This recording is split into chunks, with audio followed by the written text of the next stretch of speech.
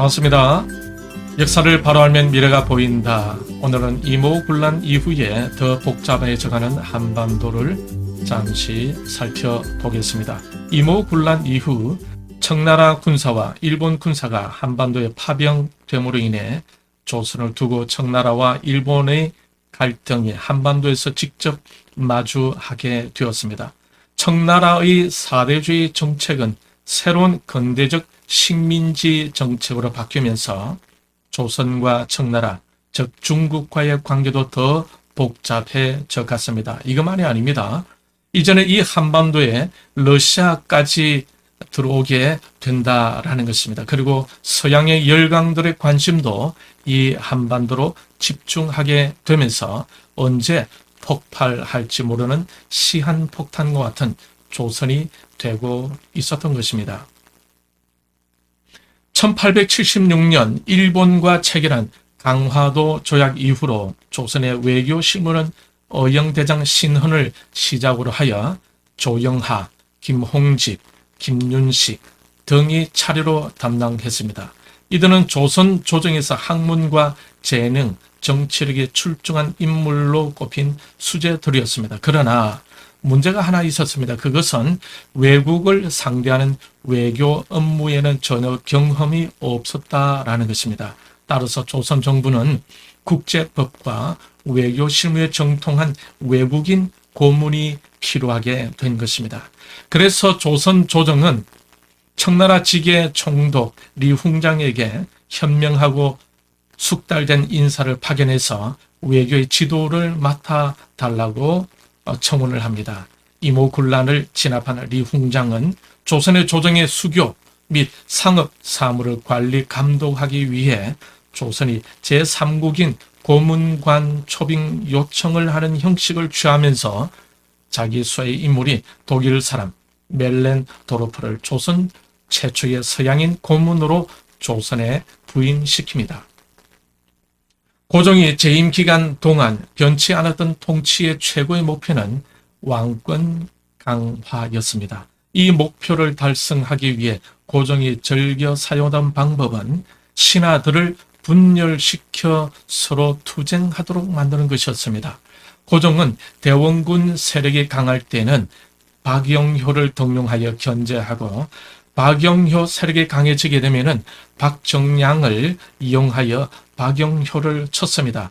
김홍집, 유길준 등 온건 노선의 집권 개화파 세력을 억눌러야 할 때는 김옥균, 박영효 등 급진 개화당을 동원하여 갈등을 부추겼던 것입니다. 이런 식으로 갈등을 유도하면서 자신의 왕권을 유지해 왔던 것입니다. 문제는 이러한 갈등 유도식으로 왕권 강화하던 방법을 국제 외교에도 그대로 적용했다는 점입니다. 그 결과 청에서 일본으로, 일본에서 러시아로, 다시 러시아에서 미국으로 현란하게 그리고 수시로 조선의 뒤를 봐줄 후견 국가를 대체하게 되었던 것입니다. 한편으로는 고종이 이러한 방법을 사용하면서 근대 국제 질서의 세력 균형의 의미를 이해하는 데 있어서는 큰 어려움이 없었습니다. 이런 상황이 전개되고 있을 때 청나라는 29세 위안스카이를 조선으로 보냅니다. 그로 하여금 조선 주둔군 사령관 대리 역할과 조선 신군의 지휘권까지 장악하게 하였습니다. 동의대학교 사학과 명예교수인 이양자 교수는 이 위안스카이를 조선의 자주적 근대화를 가로막은 주범이다라고 말하고 있습니다. 당시 청국의 조선 속국화를 주도한 국권 침탈 및 내정 간섭이 일본 제국주의 국권 유린보다 더 큰 해악이었다고 이양자 교수는 주장하고 있습니다. 위안스카이는 29세라는 젊은 나이에 오만 방자하게 처신을 합니다. 그는 원대인, 조선의 실질적인 왕이라고 불리기도 했습니다. 이모군란을 진압할 때에 조선으로 들어온 사람이었습니다. 명성왕후를 복위시켰던 청군은 본국으로 돌아가지만 위안스카이는 리훈장의 대리인 신분으로 조선에 남게 됩니다. 위안스카이는 스스로도 감국 대신, 즉 조선 총독이나 다름없는 것처럼 행세하였습니다.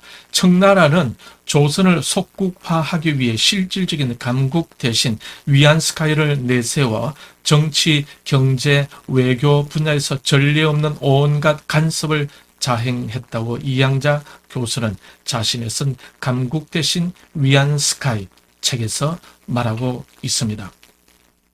이때 처음에는 조선으로 오는 청국 상인들이 계속 늘어나고 있었습니다. 그러자 리홍장은 1883년 10월 최수탕이라는 사람을 총판 조선 상무에 임명하여 조선에 들여보냅니다.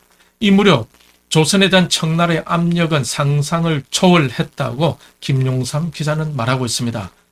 윤치호가 쓴 일기에 의하면 재정 고문으로 조선에 온 천수탕은 조선은 중국의 속국이라는 구절을 넣은 글을 숭례문에 써 붙여 놓을 정도였다고 합니다. 그리고 이모군란 수섭차 파견된 군대의 보급을 돕기 위해서 화교 상인 40여 명이 함께 조선에 들어왔습니다. 이들은 청나라 군대의 주동 기간이 길어지자 조선에서 상업 활동에 나섰는데 이들이 한국에 진출한 화교의 시초였습니다. 그러니 화교는 청나라가 조선을 속국화하기 위해 보내었던 군대의 보급을 위해 파견된 사람들이었던 것입니다. 조선을 중국의 속국화를 도왔던 사람들이 바로 화교들이었다는 거죠. 이 화교는 1883년에 210명 정도가 되었고 1923년에 조선 총독부 통계에 의하면 서울과 인천에 거주하는 화교는 약 6,000명 정도였다고 김용삼 기자는 말하고 있습니다. 2010년 기준으로 귀화한 중국인을 포함한 화교의 수는 5만 명 정도라고 하고 있습니다.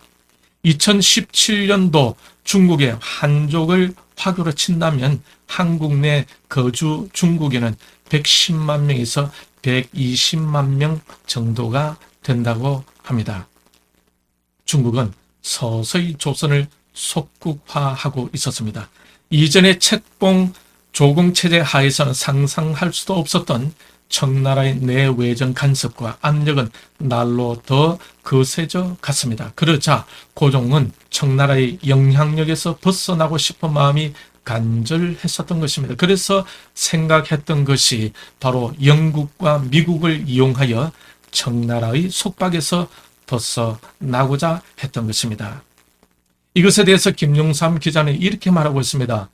약육강식의 살벌한 정거리나 다름없는 국제관계에서 약자가 강자를 이용하여 제3의 강자의 속박으로부터 벗어나겠다는 발상은 지극히 낭만적이고 자살적인 모험이었다. 하지만 어쩌겠습니까? 나라가 힘이 없는데 미리 국력을 키워 놓았어야 했는데 그러지 못했다는 아쉬움만 절로 나지만 약소국이 택해야 할 선택은 그것 외에는 보이지 않는 것 같습니다. 참으로 안타까운 일입니다. 이때 영국은 새로운 조약 체결, 즉 파크스 조약을 조선 정부에 요구하게 됩니다. 이때 조선 대표단은 영국이 청나라의 압력을 물리쳐 준다면 이를 수용할 용의가 있다고 답변을 합니다. 이때 청나라의 압박이 얼마나 컸으면 이런 조건을 내걸었겠습니까? 그러니 오늘날 젊은 세대들은 이러한 역사를 잊어서는 안 됩니다. 국력이 약해지면 아무리 가깝게 잘 지내던 나라도 침략할 수 있다는 것을 명심해야 할 것입니다. 국력을 강화해야 평화를 유지할 수 있음을 알아야 합니다. 그래서 기존에 있던 영국과 체결한 수호 통상조약 을 폐기하고 1883년 12월 26일에 새로운 조영 수호 통상조약 파크스 조약을 체결합니다. 이어서 독일과도 거의 비슷한 내용의 새로운 조약을 체결합니다. 이 조약들은 청나라의 중재 없이 조선이 직접 체결한 자주적인 조약이었습니다. 그런데 청나라의 중재 없이 자주적으로 체결한 영국과 독일과의 신조약은 조선 측에 훨씬 더 불리한 불평등 조약의 전형이 되고 말았습니다. 조선 입장에서 볼 때에 제1차 조약보다 오히려 더 조선에 불리한 내용으로 퇴보하게 되었다는 것입니다. 이 조선과 영국의 신조약은 1차 때의 조영조약에 비해 관세율을 절반 정도로 끌어내림으로써 1910년 일본에게 국권을 상실할 때까지 계산조차 하기 어려울 정도의 막대한 손실을 안기게 됩니다.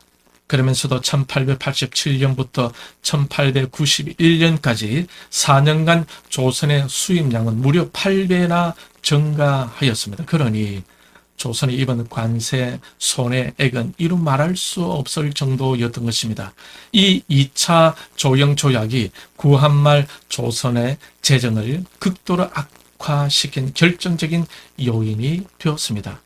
그 외에도 영국 군함의 조선 항구 입항을 무제한 허용하는 등 많은 문제점들이 신조약에 다 내포되어 있었던 것입니다. 조선이 청나라로부터 자주 독립을 원했습니다. 하지만 외세 의존적 방식을 취하였기 때문에 나라는 더욱 꼬여가게 됩니다. 이러한 조선에 대해서 해리 파크스 영국 공사는 이렇게 말을 했습니다. 조선 백성들은 어리석어서 독립의 가치를 알지 못한다. 혹시 독립을 도모하는 움직임이 있더라도 중국이 반드시 그것을 제압할 것이다. 영국과의 신조약을 통해서 조선이 자주 독립할 수 있도록 청국을 견제한다는 약속은 물거품이 되고 맙니다. 오히려 영국은 청나라 견제는커녕 대놓고 무시하듯이 행동을 했다고 합니다. 영국의 동아시아에서 정책 중 가장 핵심적인 것이 무엇이었습니까? 러시아의 남하를 막는 것이 아니었습니까? 그렇기 때문에 청나라와의 관계를 먼저 잘해둘 필요가 있었던 것입니다. 그래서 영국은 청나라를 자극하지 않는 방법으로 접근했던 것입니다. 그리하여 영국은 조선에 대한 청나라의 종주권을 존중한다는 뜻을 상징하기 위해 조선 주재공사의 계급을 총영사급으로 낮췄고 청나라의 주재한 영국 공사가 조선의 공사 일까지 겸직하도록 했습니다. 그러자 독일도 외교관 중 가장 급이 낮은 영사를 서울에 주재시킴으로써 청나라의 조선에 대한 속방 정책을 간접적으로 지지했었습니다. 청나라의 관계가 나빠지지 않기를 원했던 것입니다. 청나라와의 관계가 나빠지게 되면은 러시아의 남하를 막는 데 있어서 많은 문제가 될 수 있었기 때문입니다. 조선은 이모군란 이후 1894년 청일전쟁이 발하기까지 청나라의 집요한 내외정 간섭에 시달려야 했습니다. 조선은 1882년 이후에도 그전처럼 조공 사신단을 계속 파송해야 했었고 때때로 청나라의 직사가 서울에 도착할 때 다른 나라 외교관이 지켜보는 가운데 굴욕적인 영접의 예를 거행해야 했었습니다. 이처럼 한반도는 세계 열강들이 모이게 되었고 조선은 세계 나라의 봉으로 전락하면서 자존심도 체면도 없이 이 나라에서 저 나라로 연명하기 위해 옮겨 다니게 되었습니다. 국력이 약하면 이렇게 비천하게 되는 것입니다. 그러나 그러한 조선은 망하고 1948년 8월 15일에 대한민국으로 건국되면서 열악한 환경을 딛고 이처럼 부강한 나라가 된 것은 기적 중에 기적이 아니겠습니까? 이 부분을 공부하다 보면 대한민국 건국에는 하나님께서 직간접적으로 개입하신 것을 발견할 수 있습니다. 그러므로 그 허약한 조선의 세계경제 10위권으로 들어가는 대한민국이 되었다는 것에 우리는 충분히 자부심을 가질 수 있게 되고 이 대한민국을 잘 지켜나가야 할 사명도 깨닫게 될 것입니다. 하지만 이모군란 이후에 비굴해지고 비참해진 조선을 생각해 보면은 마음이 저려 옵니다. 오늘은 여기까지입니다. 다음에는 조선 말 왕조의 부패성이라는 내용을 가지고 또 뵙도록 하겠습니다. 역사를 바로 알면 미래가 보인다.